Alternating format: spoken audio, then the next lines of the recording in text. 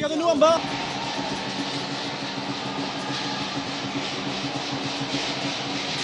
This is Katrin Benholt from the International Herald Tribune in Paris. There were protesters that gathered well before the torch was handed over under the Eiffel Tower, and it didn't take long for some of the protesters to actually get in the way of the procession, forcing some of the police officers guarding the torch bearer to take the torch into the bus.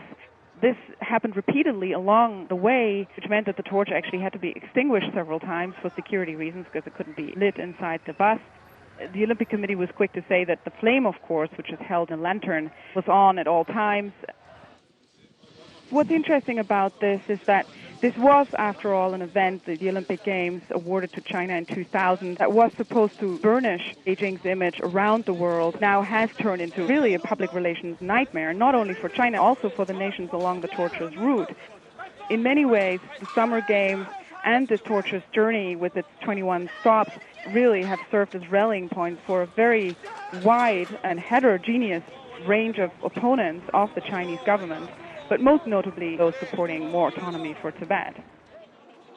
The government has taken a careful stance in the same way that other Western democracies have sort of reacted to this cautiously.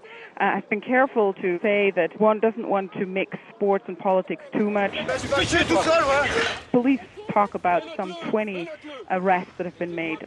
So really there was a lot of police on the streets, 3,000 in total, a measure that usually really is reserved for special occasions like a high-level state visit.